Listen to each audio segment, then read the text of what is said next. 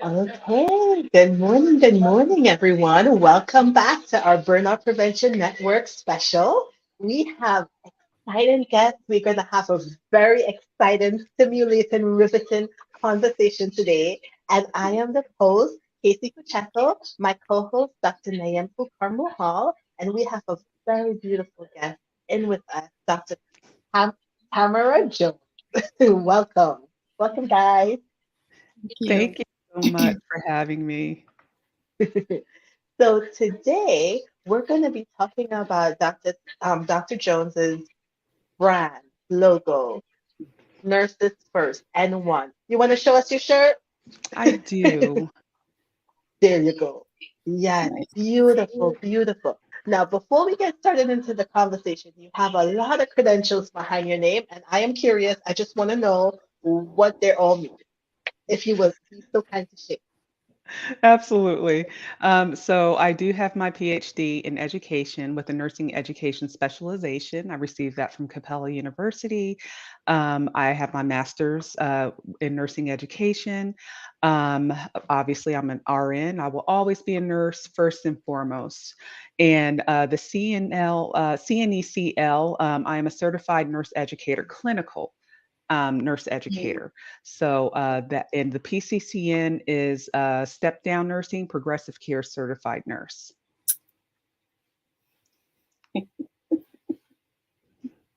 Sorry, I was unmuted. You are very, very much credentialed to Yes. know and talk. You seem like you have a lot of experience. So you should know about this topic of burnout. Absolutely, absolutely. I finally left the bedside in 2016, and I became a nurse in 1995. Mm. So I definitely have an understanding. Yes. Beautiful. Before we get into our first, I just want to acknowledge we have a viewer, Cabello from South Africa. Welcome. Welcome, Cabello. So I wanted to and this is really exciting because we really want to know what inspired you to develop Nurse First, the whole brand. Well, again, first and foremost, I really want to thank you so much, for inviting me to your show to talk about a topic that is so near and dear, to my heart, and that is nurse burnout, which is why the N1 Nurses First brand was launched. Mm. Um, the inspiration behind N1 Nurses First was to bring awareness to nurses about the importance of putting themselves first. As nurses, we don't do that well. That is a challenge for us, right? We don't put ourselves first because of who we are. We're that caring profession. Mhm. And what usually ends up happening as a result is that we end up getting lost in the sauce, so to speak. Mm. So we are so focused on giving to others that we forget to give back to ourselves. So N1 Nurses First was created to as a reminder that nurses, you need to put yourselves first. You have Mhm. to refill your cups. And in addition, it is a reminder that it's okay to not be okay. We can't be the superhero nurses all the time. We have to give back to ourselves. Isn't that deep, Naomi? I love how she say lost in the sauce. Tamara, Dr. Tamara, this is an amazing brand, not only for the shirt you're wearing, but for nurses to come, inspiring nurses, expiring nurse. Am I using my word right? Aspiring nurses, and even the nurses that we have today in the workplaces. So putting yourself first, you know. I said this on the last recording or maybe previous ones that we're on the airline and we're on the plane, we're sitting there about to airborne, and the first thing they tell us is make sure you put your your oxygen on before you assist your neighbor. And why aren't we doing that?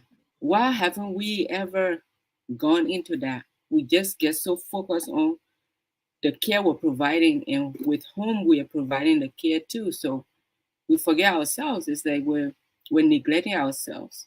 So I applaud you for this. Thank you. And I agree so much. And you've really brought up a very important point. I love that scenario that you provided.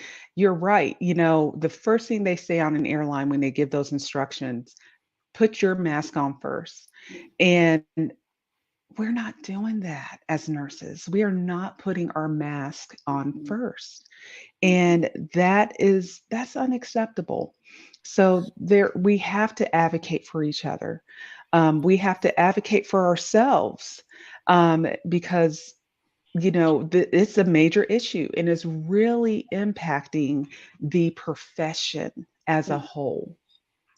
And that leads me right into what I wanted to ask next.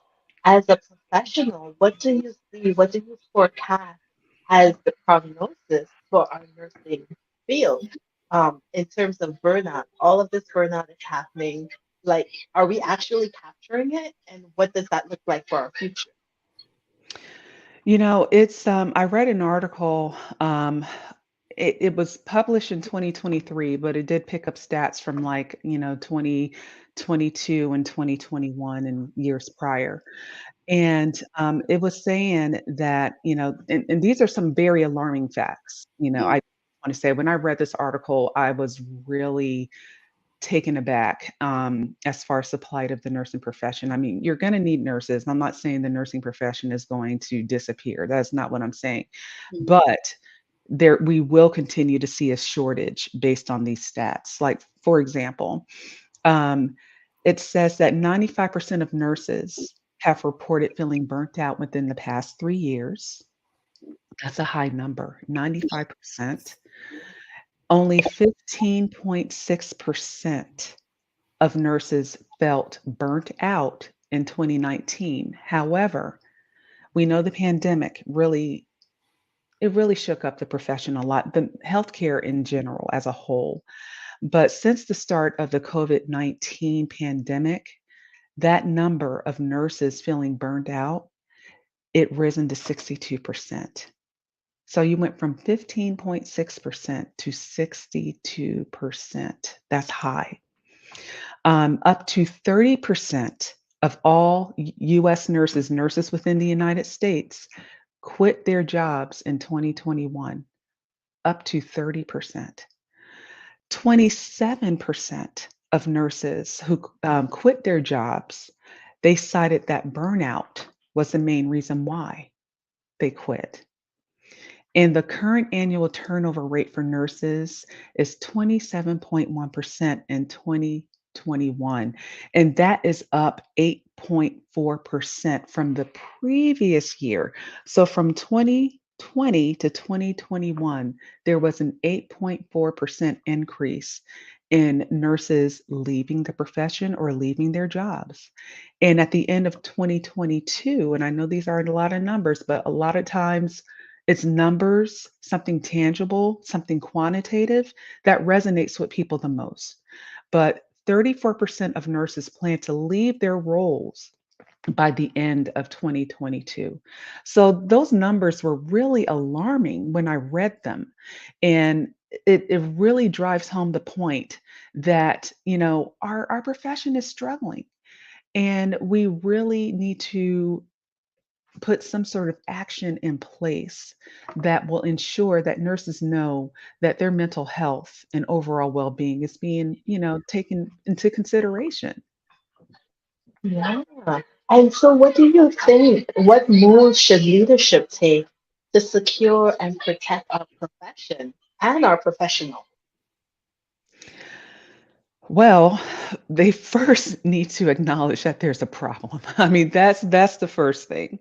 You have to understand and see that there is an actual issue, with the profession.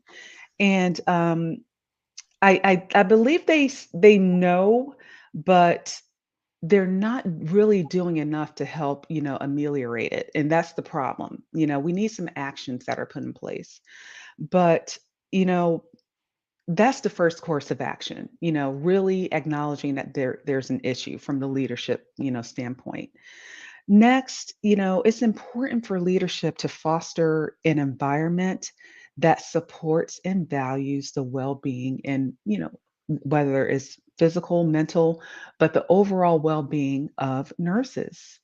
Um, we should engage in nurses in impactful dialogue, listen to their concerns, address the issues that they may have that could possibly contribute to why burnout is taking place.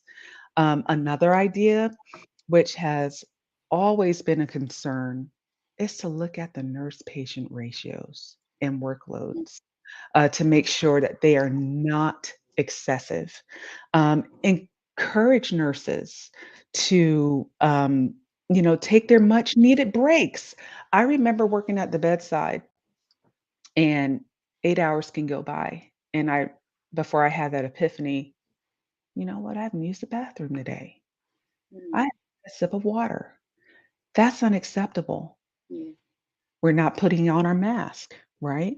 We're so Mhm. focused on what we're doing. Now, granted, yes, patients need to be cared for. We need to make sure that we promote positive patient outcomes, but we can't do that if we aren't making sure that we're in a healthy frame of mind, physically and mentally, to do so.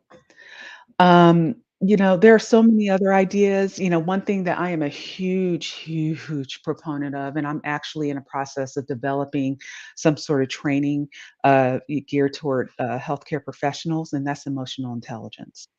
That is a concept that I am very passionate about. Actually, Can dissertation you was on emotional. can you share with us what emotional intelligence is for our viewers? Absolutely. Emotional intelligence in a nutshell is having that awareness of your emotions so that having that awareness kind of drives how you respond.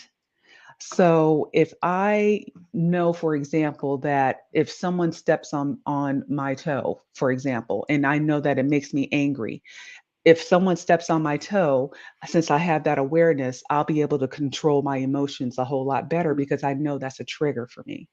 Mm. So, having that awareness also will help nurses to see when they are drowning, when they, are not putting on their oxygen mask. If they're aware of how they are feeling at that moment, okay, that hopefully will drive them to do what they need to do in order to kind of help prevent whatever emotion, whatever they're feeling from getting worse.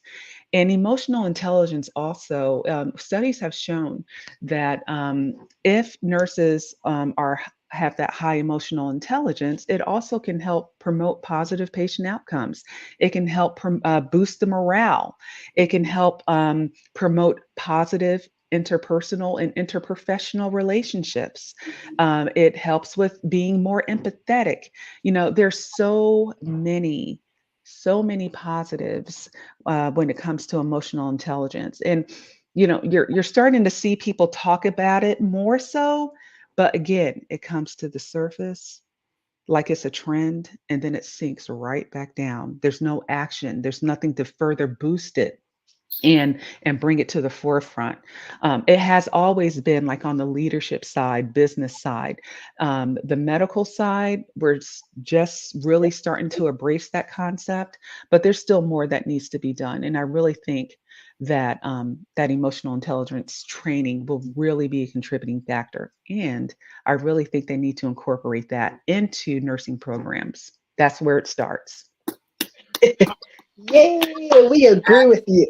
That is exactly what I was about to comment on.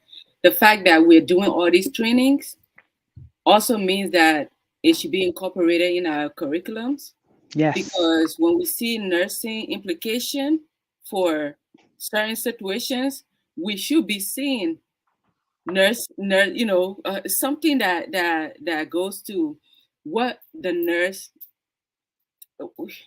how is the nurse taking care of his or herself in Right. that aspect of care. Are they supportive of each other? Are they team working? Is there a team dynamic involved here, or is this nurse alone in this scenario? So we need to definitely have these concerns become, embedded into our curriculum, because that's the root of the problem. We graduate from nursing schools, and everything the textbook taught us, everything we did in clinicals was all about patient focused. What Right. about providers focused, right? Because if Right. I want to give what I have, if I am drained, I am giving you the weakest part of me. That is all I'm giving you, because I am drained. I don't have much energy source to plug into you and give you what you need. So why don't we start from the root of the problem? I agree 100%. I agree too. And I wanted to just mention this, and I don't want to put you on the spot, Dr. Jones, but you're coming from education and you have education. I don't want to dismiss the fact that nursing faculty is very much on a high demand. So Yeah. you have not enough instructors.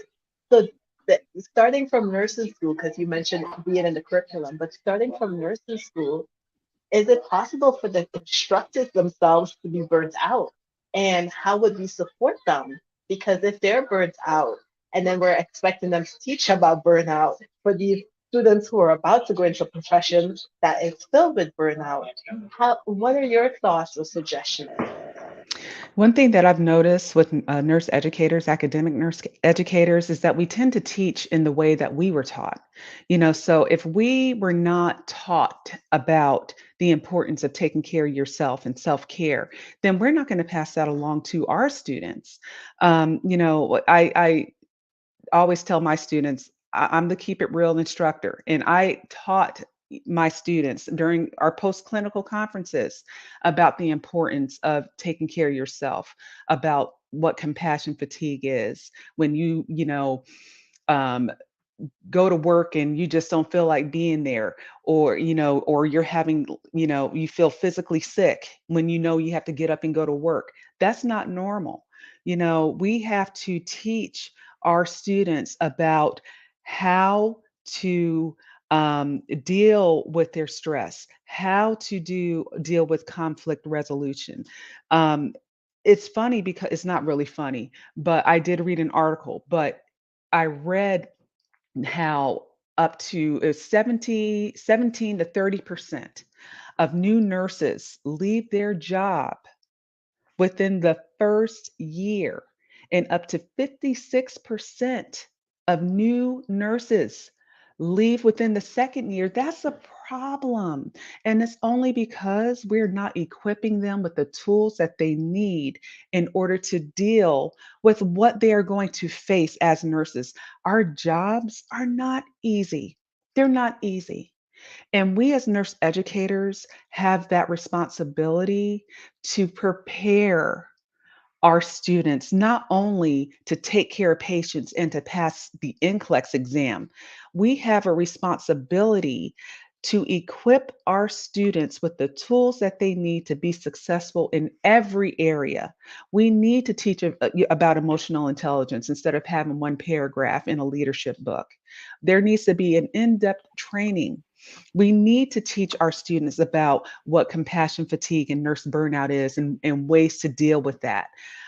We need to talk about, coping skills and stress management. We need to help our new nurses out. We really do. And honestly, we're failing in that. We are failing in that. I've seen it. I've taught a lot of courses. I've been teaching in the academic setting for what, 13 years now, 10 years, excuse me, 10 years. It seems like 13 because as nurses, we're always teaching, right?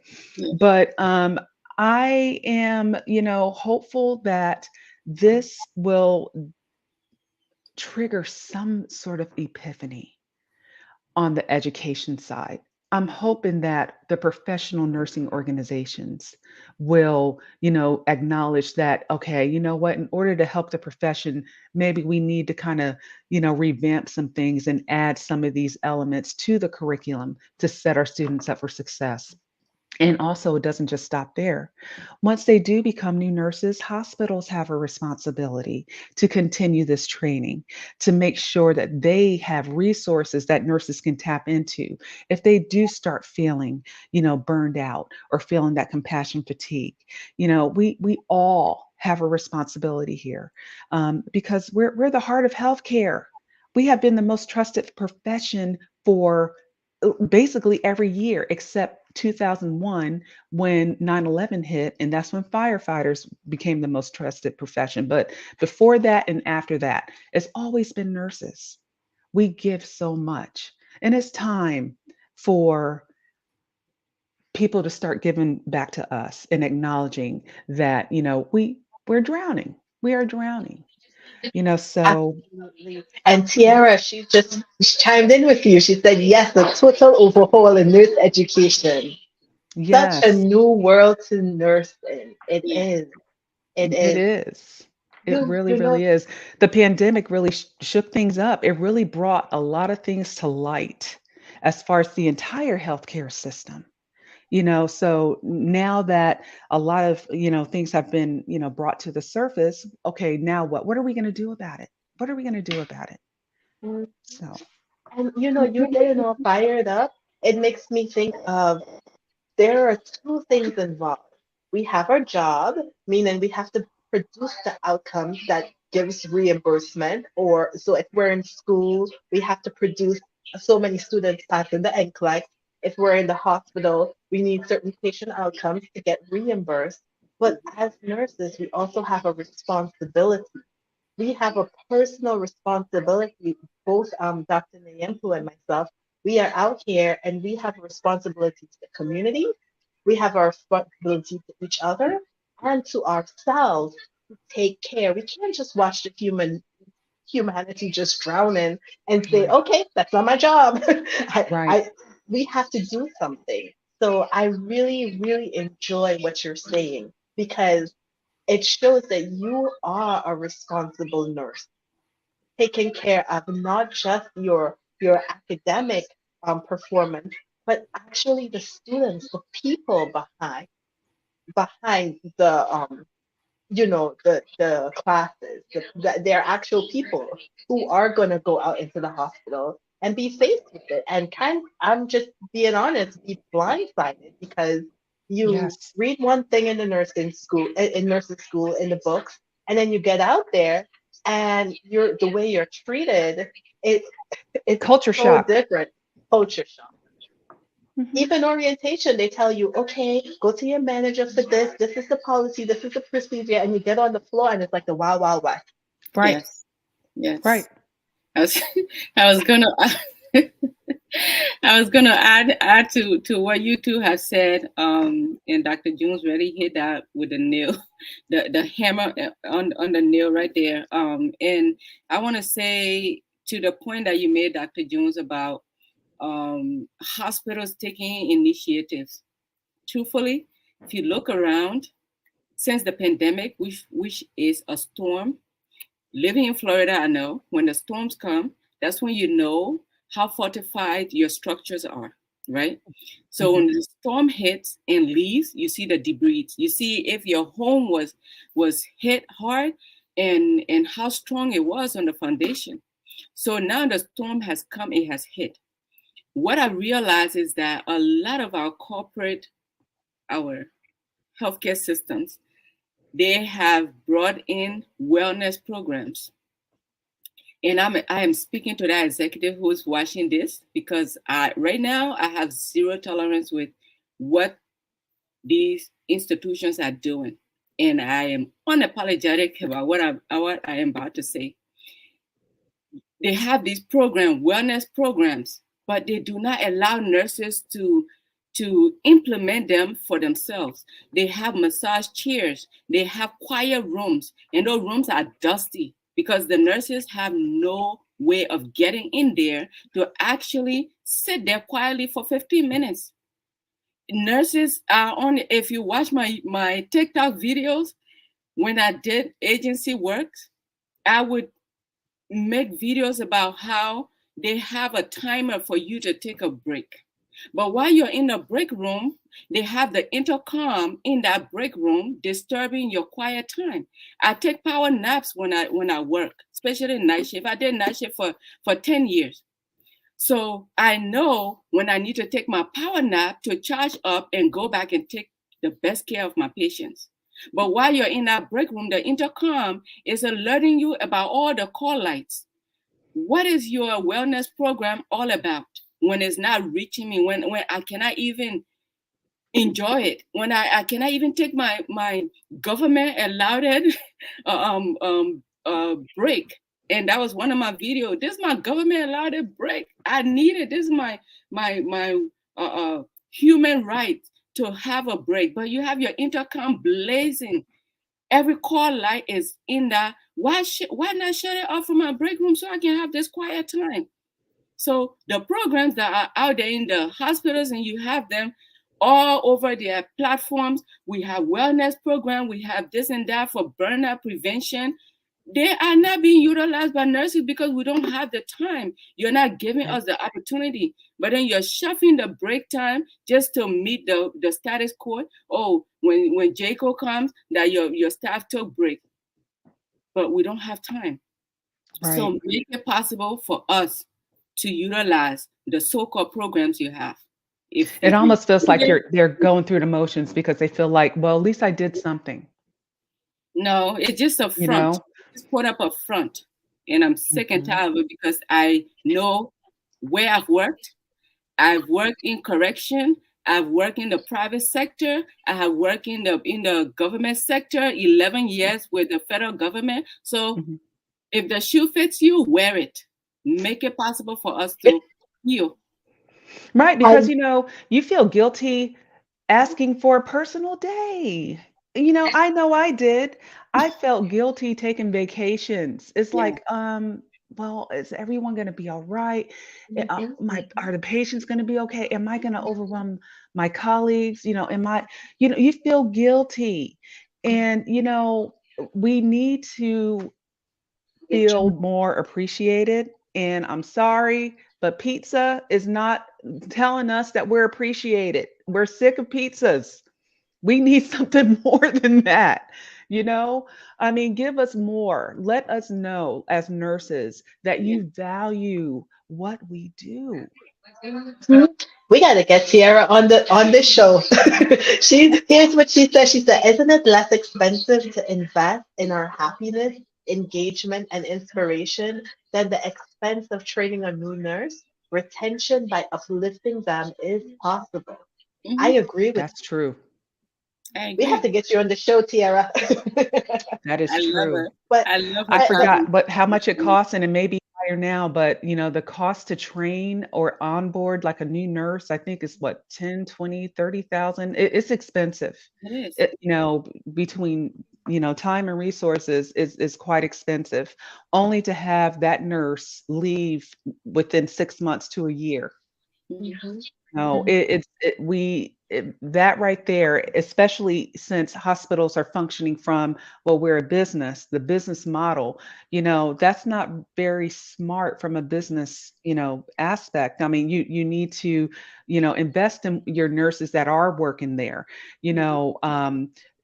I can't tell you how many of my former students and former colleagues have told me how, especially during the pandemic, how upset they were. There was one situation where, they were bringing in the travel nurses, and hey, that's one thing I wish I would have done. I didn't do that, but I wish I would have done it because you make a lot of money. I get it. And there was a nurse who is an employee of the hospital who was listening to the travel nurse talk about, what, I made $5,000. I think they left out 1,000. I mean, it was like, wait a minute, Mm. that what? Yeah. And said that to the hospital employees. Mm. So, another thing the pandemic did was either made nurses realize that this isn't for them, or you know what? I can make a whole lot of money doing travel nursing. So that's why we're seeing such a shortage. I mean, so it's just hospitals need to do a better job taking care of their employees. They really do. And I agree with you. And we're going to wrap this up in a little bit, but I just wanted to put my 2 cents in there. And somebody's going to probably ding me for saying this, but I think it's more than just. I had a little stint in administration, and I think it's more than just the business side of taking care of the employees. But I think it's rooted. I love history, and I've always gone back in history and said, you know, to have slaves working for you for free, to build a whole system, the economy that Mhm. we have is built on slave labor. Why wouldn't you have just treated them correctly? Why would you have not just taken care? And this is not a blanket because some people did take care of the slaves that they had, but for the majority, they didn't. And I thought, man, I'm not saying right or wrong, but I'm just thinking if you have employees, it would make sense to just take care of them because they're actually running your company. But just my thought, this is just my thought. I think control, having that control is really saying I own you. And because I own you, I could do whatever I want to you or Right. for you. I think that has a big role in what we're seeing in the treatment of employees. Mm. I Just my, agree. oh, I agree. I just don't want Ethel Lord. She said workplace satisfaction is so important when discussing attraction and retention of nurses. This is one of the benefits of the Care Provider Partnership Agreement program. And then she has the links here to read about the program. Ethel, thank you so much for sharing your thoughts. I actually think that if I'm not mistaken, her organization, they're ones that pioneer wellness. I think she's out in California, if I'm correct. But Tiara just said in California it takes $60,000 to train a new Wow. nurse. Whew, That's a That's lot. a lot. what a waste. That Only It's business to nothing. is right, out the door. right, right. Mm-mm. So workplace satisfaction retention, this is something that we're passionate about. Mhm. Dr. Nayaku and myself, we want to go into the hospitals. We want to go to the nursing schools. We want to hold their hands. We want to help them real time, help them. We have on this Burnout Prevention Network, we have a host of nurse coaches, nurses like Dr. Jones, who have merchandise that will remind them, hey, take care of yourself. Take care of yourself. And just, yes, not just for patients, but also for the administrators, also for the workers. Everyone needs wellness. And we are starting a revolution, not just for the West Coast, but for the East Coast, and not just for America, but for nurses all over the world. Dr. Nayam, she is the head and founder of Nurses in Charge, and they are one with us now as Burnout Prevention Network, and we are taking this global. We are saying our nurses, not just in the United States, but all around the world, have done an excellent job of taking care of the population, and it is time for humanity to stand up and take care of the nurses. We are mothers of society, and the way Yes. nurses are treated all around the world is not conducive for a sustained, healthy society. So this is why we're here. This is the conversations we're having. I thank you both for joining. I thank you so much for thank you for joining. Thank you for participating. Love you guys. Please keep championing. If you have not seen the Burnout Prevention Network on LinkedIn, we would love to have you as part of our team. We would love to have you be with us in this global movement to take care of our nurses. So thank you so much. Thank you, Dr. Jones. Thank you, Dr. Thank you. Carmel Hall. It is my pleasure being here, and I will see you next Thursday at 11 a.m. Awesome, awesome. We Ethel said, Ethel, I hope I'm not butchering your name. She said, email me at her email. I said, she would love to join our movement. Woohoo! That's awesome. Yay! Love it, love it, love it. So thank you so much to you all, and I am going to end right now.